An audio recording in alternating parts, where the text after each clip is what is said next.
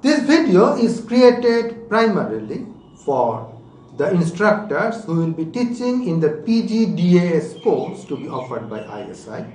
In this video, my plan is to share some of my personal opinions about how to go about creating a sequence of videos to form an entire online course. This video is also to encourage the instructors to use a simple, effective system that we have installed at ISI.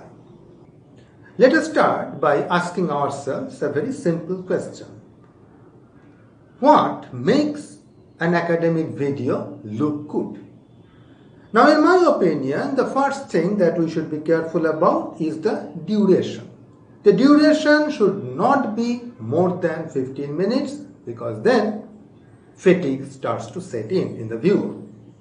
The second thing is that when we want to create the video, we have to put a lot of effort for processing it, for editing it. That effort should also be kept to a minimum. Because since we have in mind a large number of videos, so even if we have to spend one additional 5 minutes for each one of them, in all, it amounts to a lot of overload. The third thing is, of course, something that we all agree is about the quality. The quality must be decent. Now, what do I mean by quality? In my opinion, there are at least two things that we must satisfy. The number one is that we must show the presenter. Because when we show the presenter can communicate so much by just gestures or facial expression that we cannot just afford not to show the presenter. The second thing is we must show supporting materials like, say, overlays, like the overlays that you are seeing here. Unless those things are present, it becomes very boring. And that brings us to the next question. What additional supporting texts or pictures should we show? When we listen to a political lecture, then the speaker just keeps speaking and he does not need any additional textual support. But when we are planning an academic course, we naturally have to show things in writing. We have to show diagrams. Now, how do you do that? There are two ways. One is we can create them as we go. For example, we can just write things on the board. Say I am writing the thing here like this. 1 over 2 pi a to the power minus 2 sigma square x minus mu whole square dx equal to 1. So that is one way. We can create the things as we go. The other way is to use prepared slides so that we do not have to write anything, but they just appear out of nowhere like this. Which one should we use? Let's see what happens when we write on a board. Number one, when we are writing on board, we are wasting time. So it increases the duration of the video, which is not a desirable thing. Now it is possible to speed up that writing during video editing.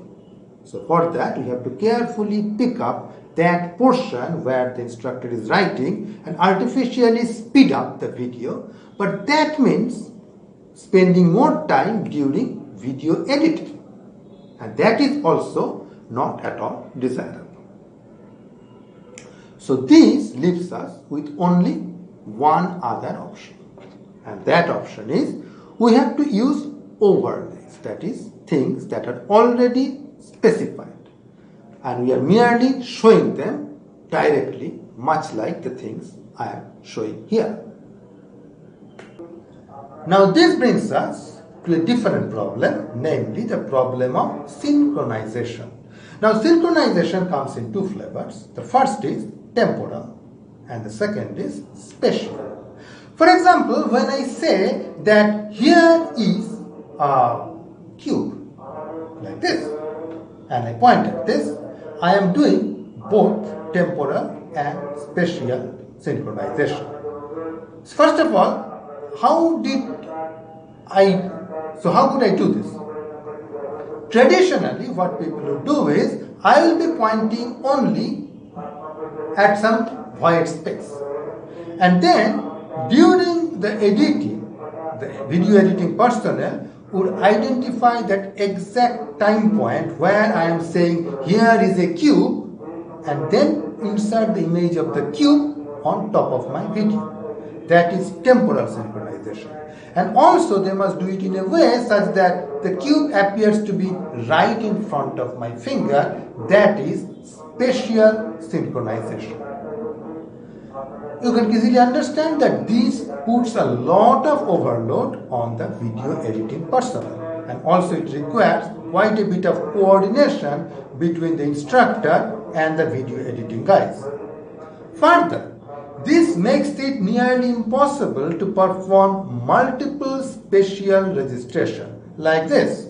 Suppose I say here is one vertex of the cube and here is another vertex. So this is the length of one side and here is yet another vertex. So here I am pointing at different parts of the cube.